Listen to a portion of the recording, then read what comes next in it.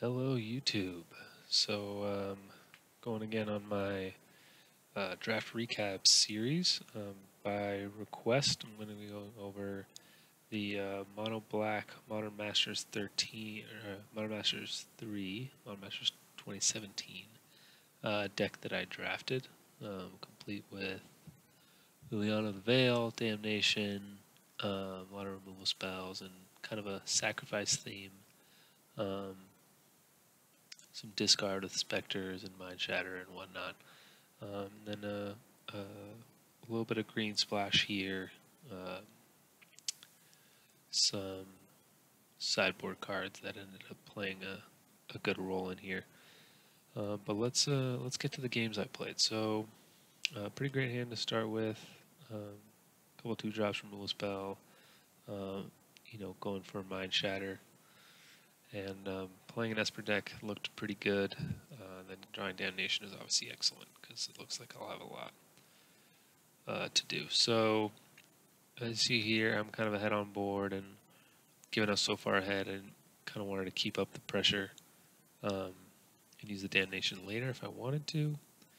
So here's probably the first mistakes I made. I putrefied their Golgari Signet, thinking taking them off green would be good and not ramping them, but I definitely didn't have enough pressure for that to be a worthwhile strategy, I don't think. And I had some good answers in my hand just for things that they would do.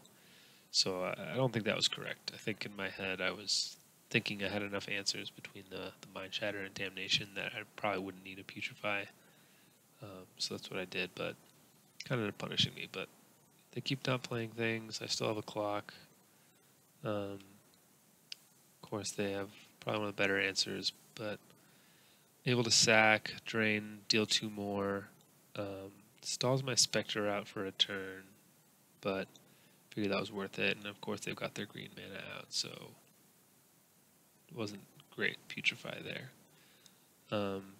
Here, did cast that Mind Shatter over the Spectre. 1, because they have a 3/4 flyer, and the Spectre's not going to be getting through. But 2, also, I mean, they had 3 cards, and I would have loved to draw my 5th land there and Mind Shatter for a 3 when they had 3 cards, but still for 2, I was felt that was better than nothing, and of course, Denova Horde because the Spectacle, so very, very good thing to get out of their hand. At this point, what I should be doing is waiting to Damnation, and then have a Spectre and a Gnawing Zombie left over. However, I still kind of played out a little bit more creatures when I probably shouldn't have. And our opponent draws their 3rd Grizzly Spectacle, which is insane. Killed our Abyssal Spectre, milled our Lily and a Beetle. No big deal there. So, again, here their board is much better than mine. I have a creature in my hand. Should have 2 if I would have left something back. Should have thought about hitting Damnation up, but again, I kind of kept playing my creatures out to no particular end. And at this point, I'm kind of thinking I'm going to drain them out. I've got a couple more drains, a couple more creatures. Shouldn't take too many creatures in order to drain our opponent. And I wasn't totally off there. It would, at this point, only need 2 more creatures, or even a Slave Driver or something like that would get me there. So that's kind of the plan I was on over Damnation, with a Damnation backup if needed, but again, it would have been better to have some creature in my hand. Here, they play Extraction Demon, or what is it? Extractor Demon. Mill me for 2 every time creature dies, so probably could have sacked something before he came into play, but I think I didn't mind the milling just because I wanted to mill a Slave Driver or something else I could drain. So anyway, start draining our opponent more, get milled, and then draw that Slave Driver I wanted. However, then I get hit for, I'm on a 2-turn clock, and without an answer,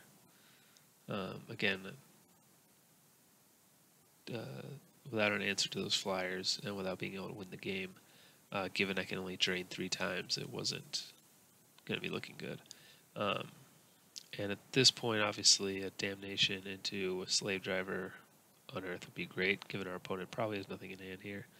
However, given I only had 16 cards in my library left, and there were 8 creatures out, the Extractor Demon would mill me out exactly if I cast Damnation, so I was kind of stuck there. So, forced to attack, to no avail, unfortunately. Hoping my opponent misblocked, and I was able to sack and drain, but didn't quite work out that way. Or at the very least, yeah. Anyway, game 1 lost. I don't think I did any particular sideboarding that matters. A pretty generic mid-range Esper deck. So get going here. Had to mill the first hand, and second hand's a little clunky, especially only on 2 lands, but I had 2-drop, 4-drop, 4-drop, 2 lands with a scry, so I kept it, and did draw some lands eventually, but our opponent really just seems to be answering things with a Mistraven, and that's probably the best thing they could do. Get to my 4th land finally, able to bait out this, however, Angel, Blinking Raven, which I didn't even need, and then I play out a Spectre just because, really, just to hold them off from attacking a little bit. Then they play that Evil Twin again, not great for us, they can kill our creature, they're winning in the air, and I've got, a lot of power in my hand, but don't really have the resources to play it. So basically I start to get behind and continue getting behind. Again, don't mind trading, want to drain my opponent. That's probably the best way I'm going to survive, is to just start slowing the game down and get to the point where I can play out my hand and hope to draw a removal spell for their Angel or the Spectre. And again, they use Evil Twin's ability, kill that, drain me. I didn't mind playing the Spectre despite that ability, because obviously my other option was to not play the Spectre and just get attacked for more points in the air, so the Spectre was just kind of like a half fog, if anything. So here I finally get to my 6 mana, can start hitting Slave Driver, able to discard a Slave Driver, and for value, because eventually they'd get there. Really my plan was to hope to get a removal spell for the Angel and slow down a little bit, start hitting in with my Slave Driver. Try to race a little bit, even though our opponent's now collecting cards in their hand, because they're not really having to go out to the board anymore. Our only real out was Damnation, which we got lucky enough to draw, so this is really the turning point where our game gets turned around, especially having cards like Slave Driver that I don't lose value by going into the graveyard, so it's not exactly a 2 for 3, it's more of a 1 for 3, even though they got value off their Bolus and their Spectre. But what did they get? Spectacle. So we know they have a Grizzly Spectacle in their hand, and there it is. They kill a Slave Driver, which is no problem because I'm going to Damnation anyway. Sweet play here, being able to Damnation, then play a Gravedigger. And what I got is Noble back, because as you see, between Slave Driver that I discarded, Slave Driver that I played and I killed, and then they actually milled another Slave Driver with their Grizzly Spectacle, which, side note, is really making me realize in this format how much that mill can actually be a drawback, because more often than not, you're not milling your opponents. This is just a good, just an expensive murder is effectively what this card is. But milling your opponent is a downside against a lot of decks, and so it is here. He milled 3 Slave Drivers, so I know this should be enough power to win the game if I can actually survive to that point and play them out. So that's why I got back the Noble here, with the hopes of playing the Noble and then slowly start grinding out Slave Drivers each turn, because that's a trigger from the Slave Driver and then a trigger from the zombie token if it dies. So I play this, don't have, draw my 7th land, which is nice. Happy to trade here to drain my opponent, but again, they draw their 3rd Grizzly Spectacle again after their Mistraven Restoration Angel, and Evil Twin. But again, at that point, our opponent really doesn't have any cards left in hand. I draw my 8th land, able to unearth both Slave Drivers, keep 2 creatures out. They draw yet another answer in Mistraven. I'm able to kill it. They draw yet another answer for creatures in the Grizzly Spectacle. But again, these Slave Drivers in the graveyard are just too much. But for what? About the 5th top deck in a row, our opponent draws Dinrova Horror for our 2/2 zombie and starts attacking, and I get my Seal of Doom, which doesn't deal with the horror. So really not looking good. Again, just from our opponent being able to top deck Spectacle into Raven into Dinrova Horror, which is just crazy, but oh well. However, luckily for us, they decide to mill us. They mill a Dredgegate zombie. Having already attacked with their horror, I, able to Mind Shatter, get the last card out of their hand, even though it probably was nothing. It's likely that unearthing the zombie was lethal anyway, but definitely got a little lucky there in them milling a creature that can attack them for 2 when they don't have an answer, and that was the game. So, doesn't pop up here. Our opponent was a little salty on that with their messages, but that's okay. All right, game 3. So you'll start seeing pretty decent hand.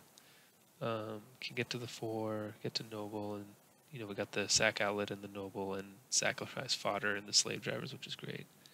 And our opponent's still milling us for some reason with these Pilfer plans instead of themselves. So as you see, put our 3rd Slave Driver in the graveyard, which, given our hand of Gnawing Zombie and Noble, is pretty excellent. So as you'll start to see, our opponent starts having all the answers for everything. Spectacles are Gnawing Zombie, which is not a huge deal. I do hit them for 4, but then they bounce the token. Play our Noble, play a Beetle, which is another great way to keep going if I can get a Sacrifice Outlet. Luckily, able to Putrefize Agent Max, so that card could be pretty annoying. Another Seal of Doom. Here we're looking pretty good. We got double Slave Driver, Sleeve Doom on the battlefield. Able to drain our opponent out,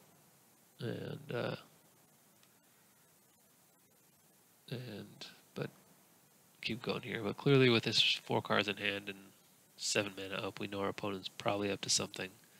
And there it is. There's their 2nd Grizzly Spectacle. And then there. So again, Grizzly Spectacle, our Slave Driver, and then Mistraven the token yet again. Luckily, we have our 3rd Slave Driver. And again, our opponent has their 3rd Grizzly Spectacle. And lo and behold,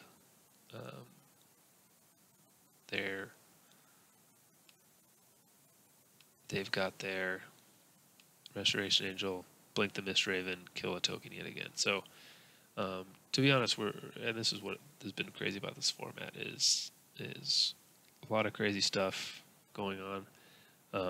Both my end, I had a pretty good draw. All these Slave Drivers coming back in, have the creatures, have the Sack Outlets, have the Noble, and our opponent's just, I mean, this is not normal. Kill spell, double Mistraven, Restoration Angel, really just going nuts. But luckily, I'm still able to keep the pressure. It's not too bad. Slave Drivers being 4/4s are really nice, and I do have a Seal of Doom in my gravy or in my hand, even though I'm not using it, and even though the first Seal of Doom gets blinked by the Restoration Angel, blinking the Mistraven. So losing this again, get another zombie, and at this point now, hoping to bait the last card of their hand. They get their 4th Grizzly Spectacle to kill a token, which is insane. Slave Driver hits him there. Get another 2/2. Then finally able to kill their Angel with the Seal of Doom that I was, holding in my hand for that reason. As you saw, opponent message pop up, just opponent being salty again. Not exactly sure why, because pretty sure I played all commons in these slave drivers and beetles and gnawing zombies, and they're hitting me with evil twins, restoration angels, blinking mist ravens, and everything. So, yeah, that was the first match. Really, really close, grindy, swingy games, all three of them. But they were really pretty fun games to play. So, where are we? Let's go to match number 2. So we're playing against a Rakdos aggro deck here. And it's pretty good. A little slow with, Signet into 3 drops and 4 drops, but not the worst. 3 removal spells, which seeing the Scorch Rusalka is not a good sign with the clunky removal spells, but figured, hey, at least I got removal spells and then a way to finish the match out with some slave drivers. And a Golgari Signet just to ram me there in the first place. However, there's just an insane draw by our opponent. 1 drop, good 2 drop, better 2 drop, attacking in for 7 on turn 3. It's just insane. So we no spoilers here, but basically we just get crushed in this game, and that's really all there is to it. Remember, Seal of Doom cannot kill Spike Jester. Yeah, luckily able to double spell. Our opponent's got that answer. They're sacrificing creatures to the Rusalka. All in all, just full on getting crushed.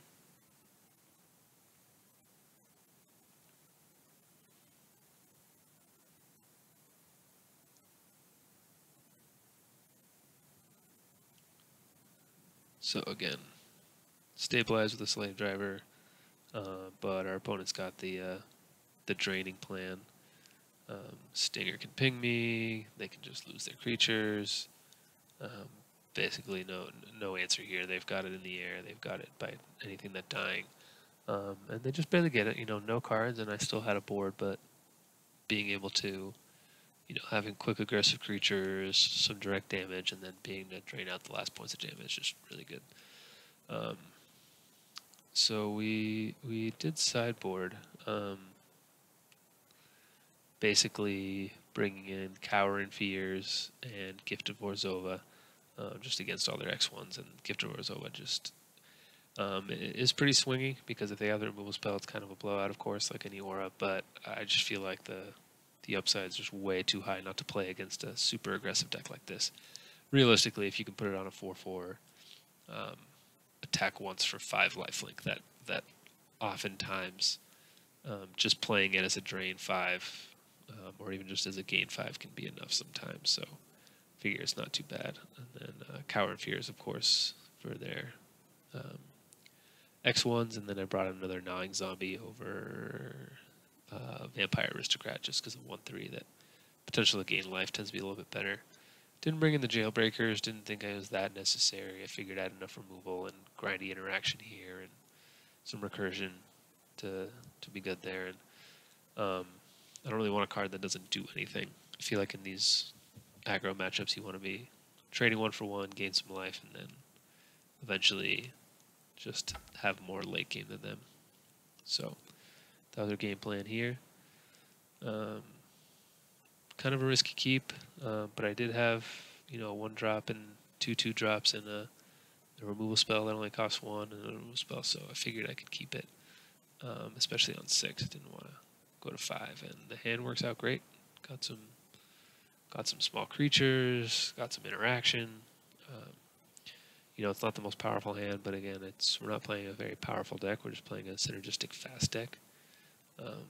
So here, Stinger's really good against all my X1s. So as much as it pained me to use Bone Splinters and sacrificing a creature just to kill a mediocre creature, I figured it was probably necessary. But get my licks in first, and then sack a creature, make my guy 2/2, and honestly, that Stinger was going to kill one of my creatures anyway, so it's not a huge deal.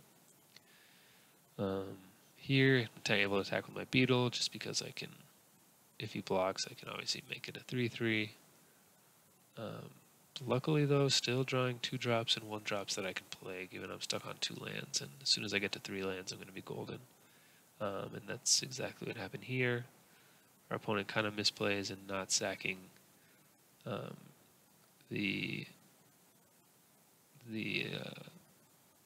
Lancer to the Aristocrat when I play the Lily, but didn't make a huge. Just let me attack that turn and make a huge difference. Opponent's Trader's Instinct and sacks to kill my Mortician Beetle, which was a great play.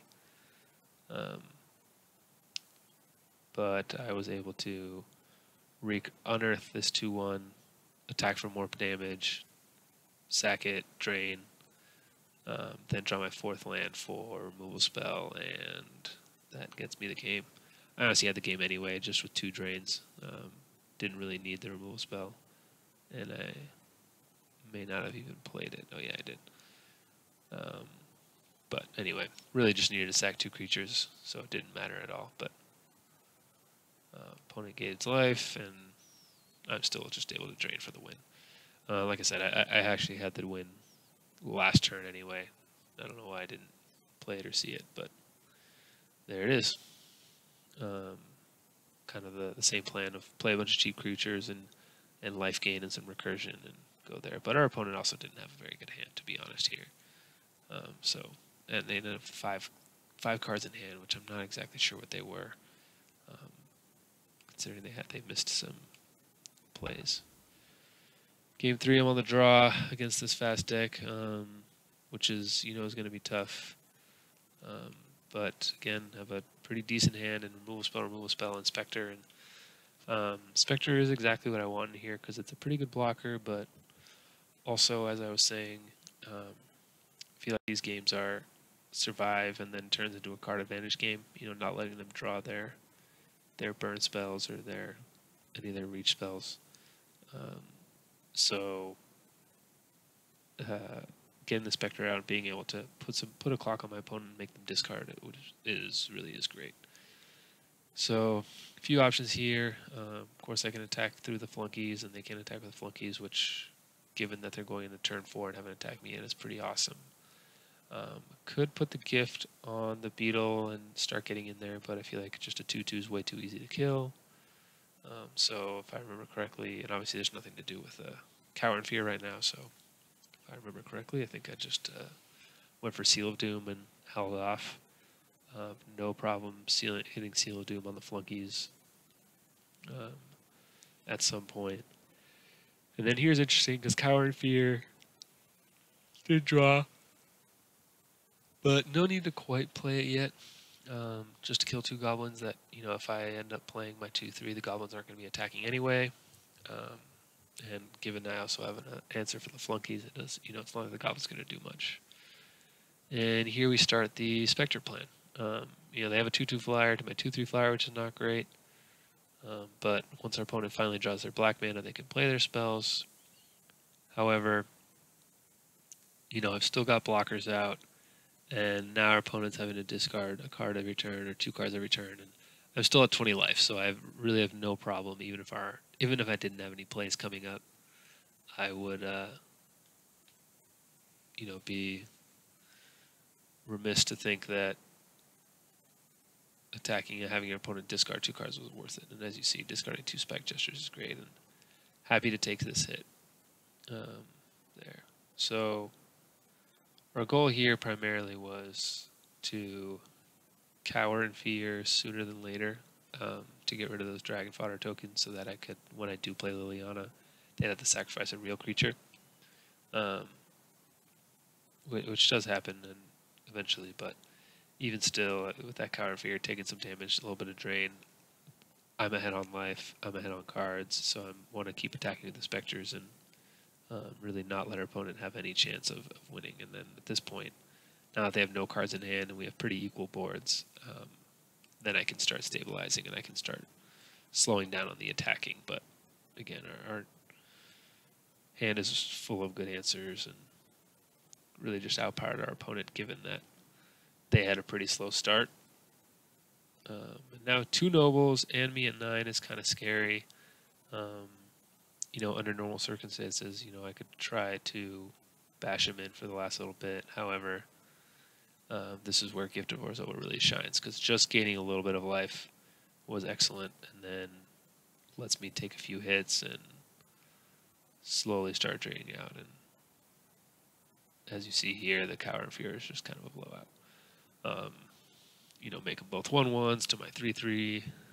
I gain life, they lose things, and it was good. So here's where the gift really was game winning. But again, I'm pretty sure I would have won this game anyway. Just would have had to be a little more conservative, but start maybe sacking things to Gnawing Zombie, making my guy bigger, keeping him off cards with the Spectres, and eventually going out a Slave Driver would have been good. But was pretty lucky that our opponent had a slow start, and unlucky that Seal of Doom didn't do anything, because all the creatures they had out were black creatures. Luckily, I got my first seal in on their flunkies, but anyway, like we said, same plan. Put some pressure on them, make them discard. Eventually grind them out. Because their late game and card advantage is going to be a lot worse. So as long as you can survive the earlier turns and gain some life. That's the other thing, is these decks do tend to have a lot of reach. Even just, so an effect like this, they could just Alpha Strike into your board, even if you have profitable blocks, you're still going to be taking a bunch of damage, almost like a Hellrider effect. Not quite as good, obviously, but still can have a similar effect. So these decks have a good way of dealing the last points of damage, or again, whether it's that, whether it's 1 or 2 nobles and sacking their own creatures, or killing yours and draining you for a bunch of life. So I feel like the life gain is pretty important when you're playing against an aggro deck in this format. So here we are going into match number 3. We are 2-0. And let's replay this game. So in this game, I end up having to mull to 5. Oh, I skipped through those hands. Well, it was pretty clear mulls to 5, but here 2 lands, 2 drop, 3 drop in the colors. About as good as you can get on 5.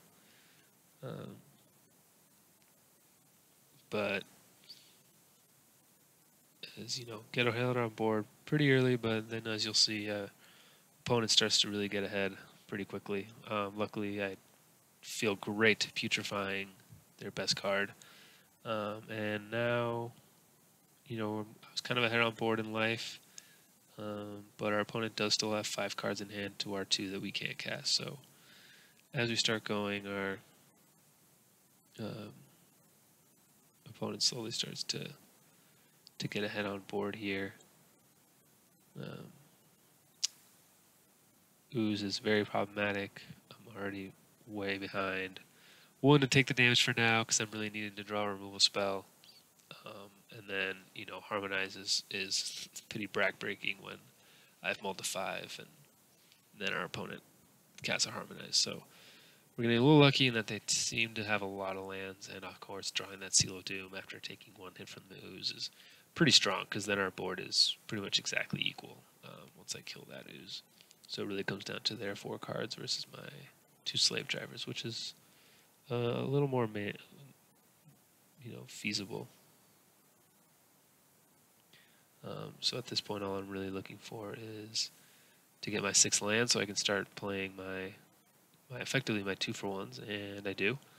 And I think Slave Drivers are pretty often a 2-for-1. As you see here, they use a good removal spell, I get a zombie, and I still have the Unearth potential here.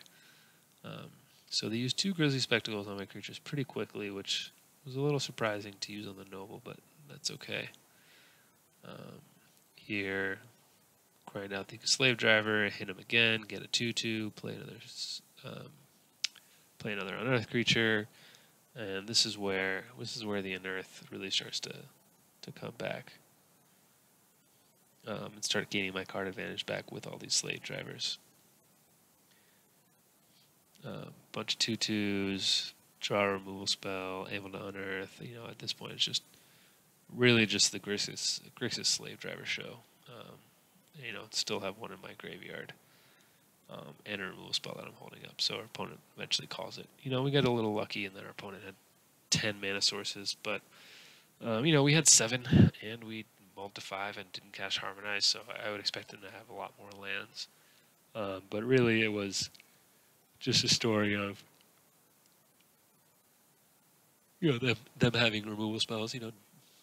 Double Spectacle, Putrefy, Terminate. They had a lot of removal spells, but when you're killing 4/4s that leave for value, it's not much you can do. And I didn't really expect him to start going after my zombies. I guess they could have gone after non-zombie, but still,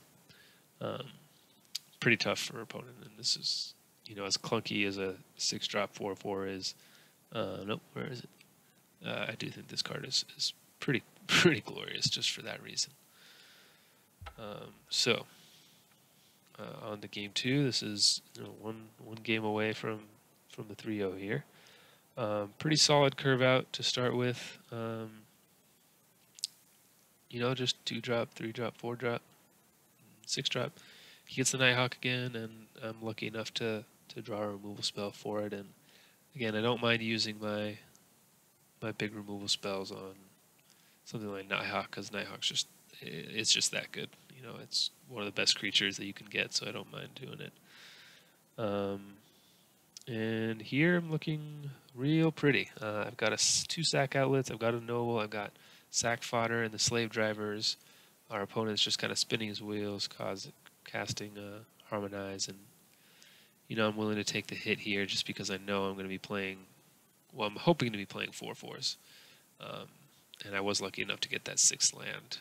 However, our opponent does answer with a Terminate, so we do have a 4/4 out to match his 4/4. We've got sack outlets, even though they kill one of ours. I think the zombie is actually a better sack outlet, so I'm happy to keep the zombie. But our opponent's is building up a board too, right? They've got the Rotworm to my 4/4s, and then here's where our opponent really does turn the corner in casting Torrent of Souls. They get back their best creature that I just talked about, how I didn't mind using my my unconditional removal spells on a 2/3. Just gets that good.